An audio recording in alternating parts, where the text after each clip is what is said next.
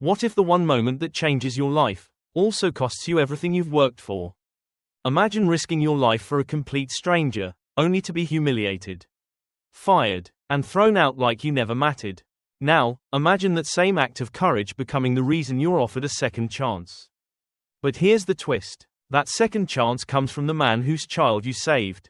A billionaire. And falling in love with him could destroy you. This isn't just a story about luck or heroism. It's about what happens when two worlds collide. A hotel janitor struggling to survive.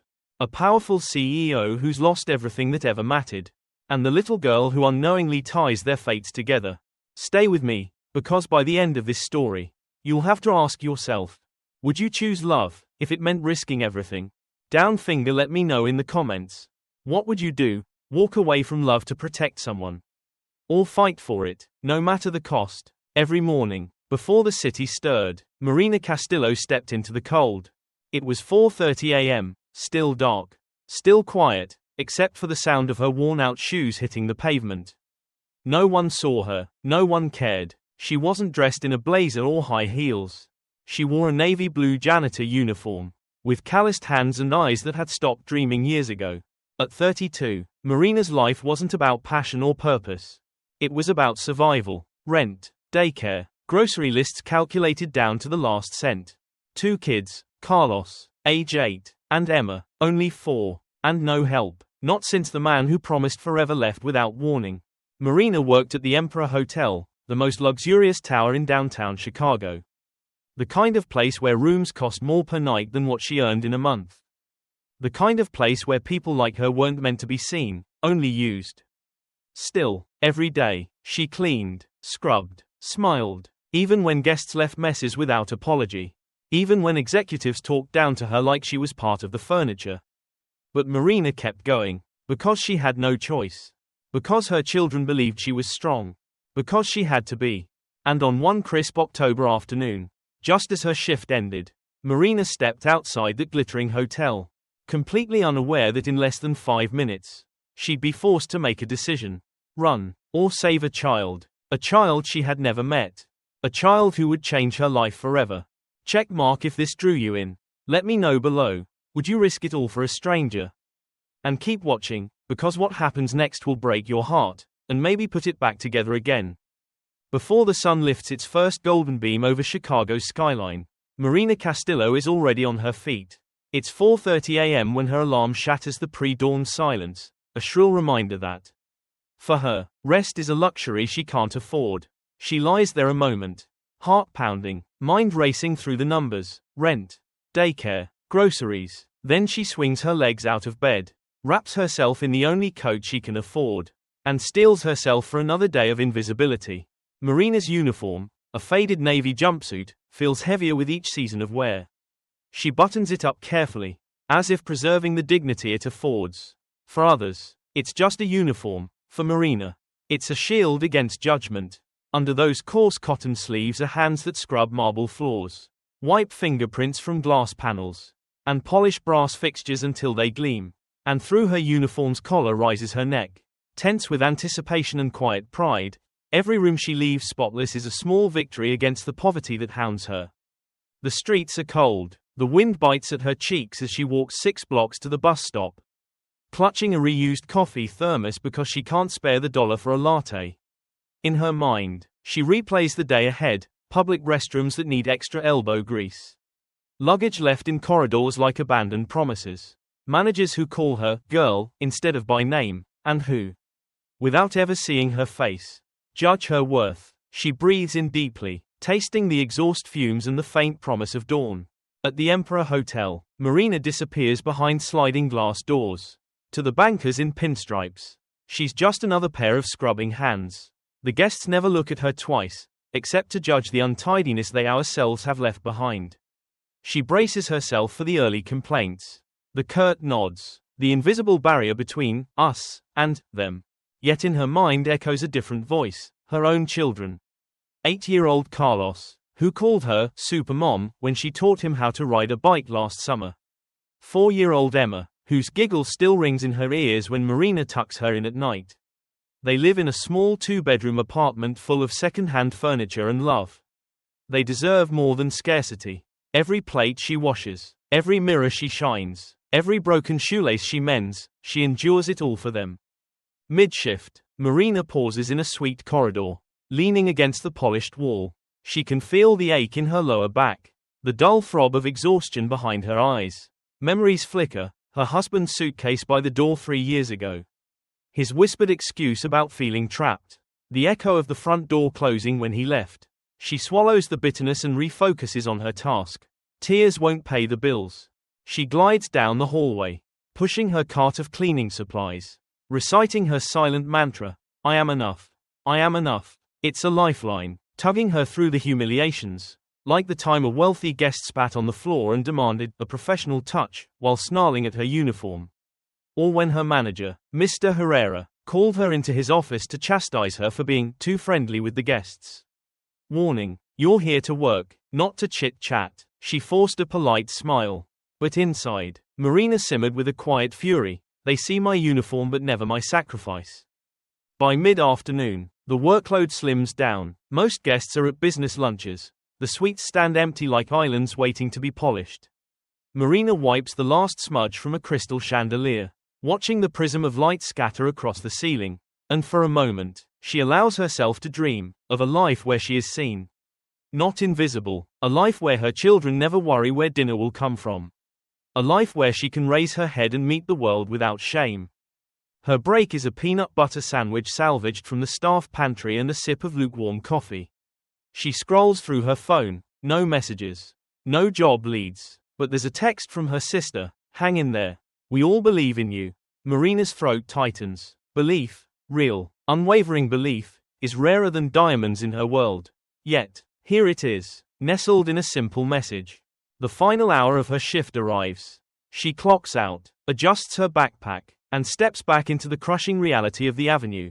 But today, something is different. As Marina crosses the street, a low rumble of tires splits the air. She glances to her right and sees a speeding SUV barreling toward an oblivious child. In that heartbeat, the universe hangs suspended. The uniform she has worn becomes a second skin of resolve. She doesn't think, she moves.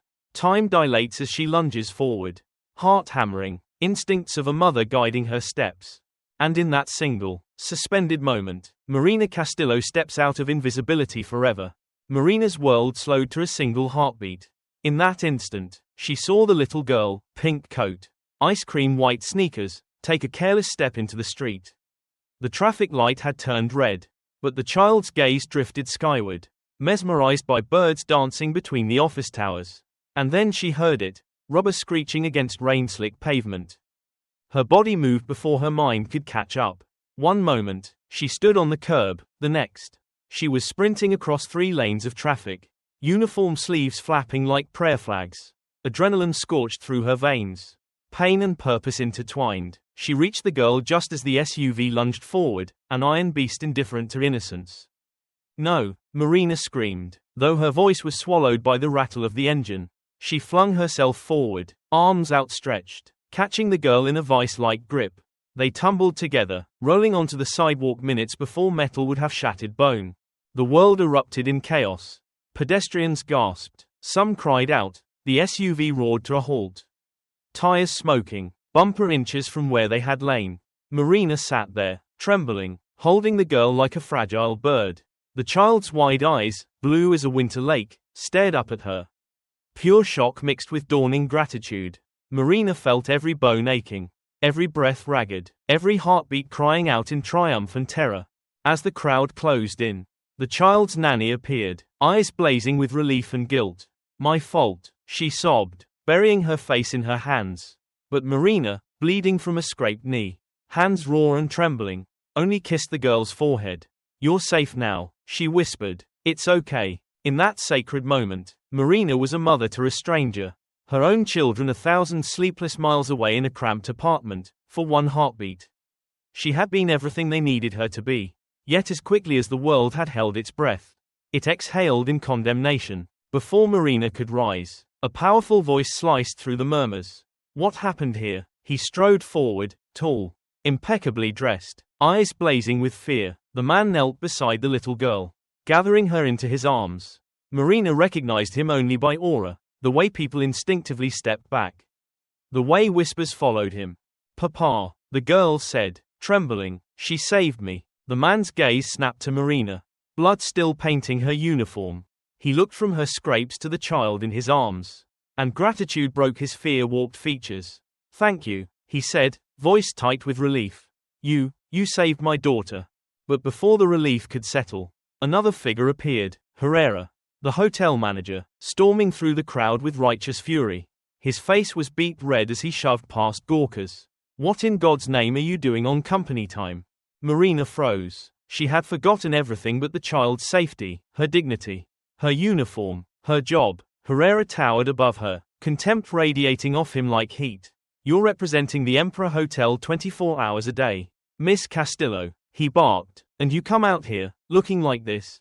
He gestured at her torn sleeve and the streaks of blood across her knee. "This is a disgrace." Her heart stalled, the adrenaline drained, leaving raw fear. She tried to explain, tried to tell him the child's life had been at stake, but Herrera's glare cut her off. "You're finished. Pack your things and don't bother coming back." Shock hammered through her. Fired, for saving a life.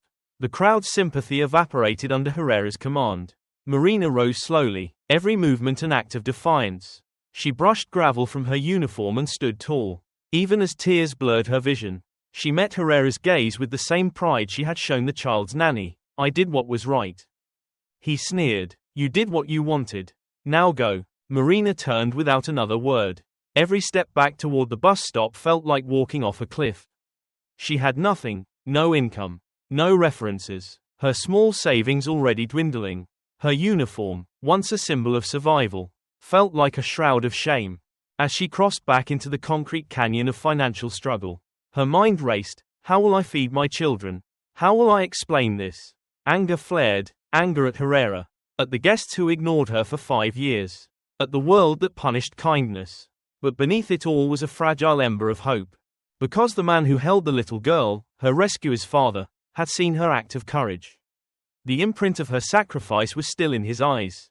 Marina didn't know his name yet, didn't know what power he wielded, but as she walked away from the scene, she felt gravity shift under her feet. A new chapter had begun.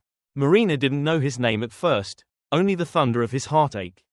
As she stepped onto the bus bench, uniform streaked with blood and pride, he appeared beside her, tall, impeccably dressed, eyes still haunted by the image of his daughter's near miss. He held out a silk-lined envelope, its weight heavier than gold. "I owe you my daughter's life," he said quietly. His voice trembled with a vulnerability Marina had never witnessed in the boardrooms he hailed from. She pressed a hand to her chest, wiping away the sting of tears she refused to let fall before a stranger. I didn't think," Marina managed, voice cracking. He raised a gloved hand. "Please, call me Rodrigo." Shock rippled through her. The name carried power, whispered in luxury towers and Fortune 500 meetings. Yet here he was, humble, disarmed by her courage. He offered not a handshake, but something far more consequential, an envelope stamped with the Emperor Hotel's logo and his personal seal. "Inside is a week's pay," Rodrigo said, "but that's not why I'm here." His gaze held hers, steady and intense. "I want you to come with me tomorrow. I need help." Her heart pounded. "Help? I don't know anything about your life." He managed a weak smile. "You know more than most. You saw me at my worst moment, and you saved what I cannot live without." Marina's gut twisted. This opportunity, an offer of employment from a man worth billions, should have been her dream. Yet she recoiled, memories surfacing, her husband's farewell note, promising he'd come back when he found himself, only to vanish. How could she trust another promise? Rodrigo must have sensed her hesitation. He inhaled, as if summoning courage of his own. "I understand if you say no. I won't ask again, but I want someone I can trust, someone who puts others first." The sincerity in his eyes cracked something open inside Marina, the ember of hope. She thought of Carlos and Emma, sleeping in their cramped apartment, depending on her for every scrap of safety and stability. Could a job like this mean more than a paycheck? "Where would I be working?" she asked softly. "My office," he replied, "assistant to the CEO." Marina's laugh was brittle. "You're serious? As a heart attack?" he said. "Riley, please, think about it." He handed her his card, sleek, silver, then walked away, leaving Marina alone in the pre-dawn hush. The envelope felt heavy in her pocket, the card even heavier in her palm. She closed her eyes, picturing her children's faces and a silhouette of a future she never dared imagine. Could she really step into his world, a world of power dinners and polished marble, when hers was built on grit and sacrifice? As the bus rumbled to life, Marina made a decision. She would not let fear rob her of possibility. Tomorrow, she would walk into a life that had been unimaginable. Marina arrived at Rodrigo's sleek high-rise the next morning with a flutter in her stomach. She traded her tattered uniform for a tailored blouse and hesitant hope. In the marble lobby, she spotted him, his silhouette cutting a commanding figure against floor-to-ceiling windows. He greeted her with a warm smile that almost chased away her doubts. Their early days together were a whirlwind of onboarding meetings and gentle guidance. Rodrigo's faith in her gave Marina a surge of self-worth she'd never known, scheduling his day, coordinating calls, even helping him prepare for board presentations. For the first time, she believed she could belong. Her children's wide-eyed excitement at her new job fueled her determination. But as the weeks passed, a storm gathered on the horizon. On a crisp Thursday afternoon, Marina's phone buzzed with an anonymous tip: "Search your name." Curious and uneasy, she Googled herself, and froze. Headlines screamed, "Billionaire's new assistant linked to notorious conman." Subhead, "Sources say her former partner conned senior citizens out of $500,000. Her chest tightened. The article detailed her ex-husband Diego Ruiz's conviction, the betrayal that had shattered her world in front of her children. Marina's throat closed up as she scrolled, photos of Diego smiling alongside her at a community fundraiser, now twisted into proof of her guilt by association. Her palms grew clammy, memories flooded back, the whispered late-night phone calls, the sudden pile-up of unpaid bills. The moment she discovered his lies and his arrest warrant, she had believed in him, sacrificed for him, and he had abandoned her and their unborn child without a backward glance.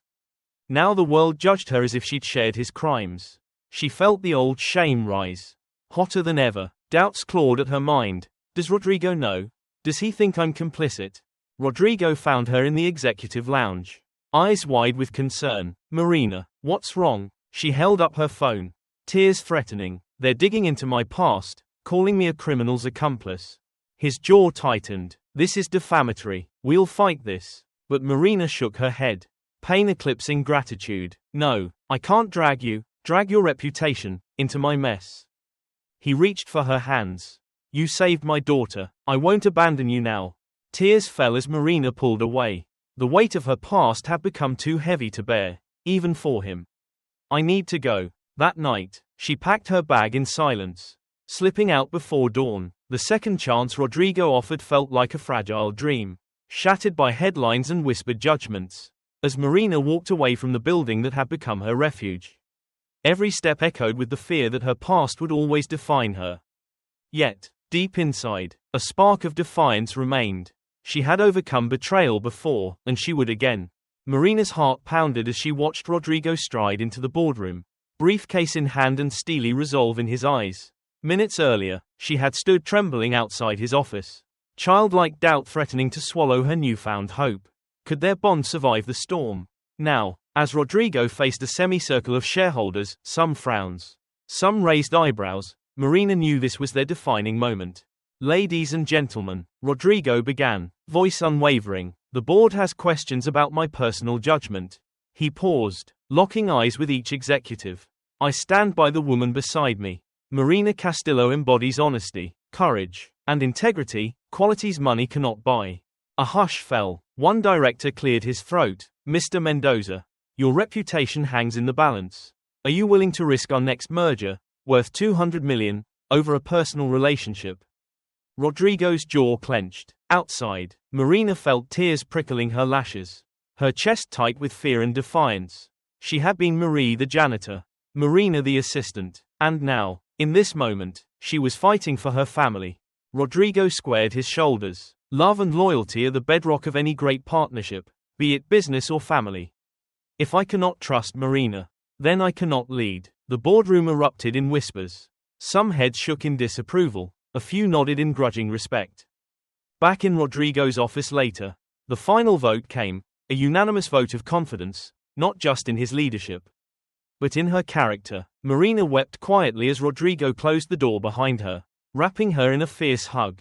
That evening, Rodrigo and Marina sat at the small kitchen table of her apartment, the same chipped wood where she once balanced bills on a prayer. He slid a folder across to her, the blueprint for Second Path, Mendoza Holdings' new program to train and employ single mothers. Marina's hands trembled as she flipped through pages, curriculum outlines, mentorship pairings, corporate sponsors. I want you to lead this, Rodrigo said softly, because no one understands their struggle like you do.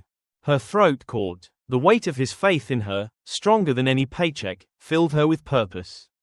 She thought of Carlos, painstakingly saving dollar bills for her first day's lunch, of Emma, tying her hair in perfect pigtails, of every lonely tear she'd brushed aside. I don't know what to say, Marina whispered. I'm not the executive type. You are more than your title, Rodrigo insisted, taking her hands. You're the heart of this family, our family. Marina's gaze met his, fierce with love and conviction. Then let me fight with you, she said, voice steady, not as a charity case, but as an equal partner. He smiled, relief and pride shining in his eyes. Together, as they clasped hands, a quiet promise passed between them, that love, once earned through sacrifice and trust, could never be revoked. The chapel was awash in late afternoon light when Marina stepped toward the altar. Her gown, simple yet elegant, hinted at the journey that had brought her here, from janitor's jumpsuit to life partner of one of the world's most powerful men. As she walked, memories cascaded, her fearful first day in Rodrigo's office, the sting of abandonment when her past was exposed, the day she almost turned away. Now every step was a testament to survival and love earned. Rodrigo waited, eyes glistening with emotion, as Marina reached him. The soft rustle of fabric and quietest gasp from Emma and Carlos, standing at her side, echoed through the room. Martina, the ring bearer, beamed like a sunbeam, clutching her mother's hand. For a moment, time held its breath. Their vows were bare-knuckled honesty. Rodrigo's voice choked on the words, I promise to protect you, to honor your past, and to build our future on trust. Marina's vow trembled between tears, I promise to stand by you, to lift you when you falter, and to keep our family, blood-bound and chosen, strong.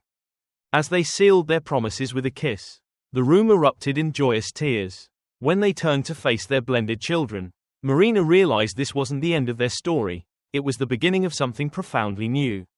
Months later, Second Path was in full swing. Marina stood before a room of hopeful single mothers. Her voice steady, your past does not define you.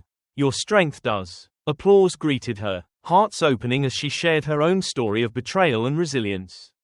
Each nod, each tear, each grateful smile mirrored the transformation within her, a woman who reclaimed her narrative and now guided others to do the same. At home, laughter filled the halls of Rodrigo's house turned home. Carlos and Martina devised secret handshakes. Emma choreographed a dance for family movie nights. Rodrigo and Marina watched on the patio, holding hands as they sipped coffee. The camera of memory captured everyday moments, folding laundry together, a scraped knee greeted with gentle kisses. Bedtime stories read in unison. Yet beneath the warmth lay an unspoken understanding. Love forged in trial must be tended like a garden. Challenges would come, whispers in boardrooms, the echo of old wounds, but Marina and Rodrigo knew they faced them as one. One evening, beneath a sky painted with twilight, Marina slipped into Rodrigo's arms. I used to believe my only value was in what I could give, she said softly. Now I know it's in who I am, heart, scars, and all. Rodrigo brushed a tear from her cheek. You've given me more than you'll ever know. You built us. As the stars came alive above them, Marina looked at her family, children by blood and choice, and felt an unshakable truth. Families aren't only born, they're built, in acts of courage, forgiveness, and unwavering love. And in that moment, Marina finally understood. Her invisible life had blossomed into something beautifully visible, forever held together by the ties they chose to weave.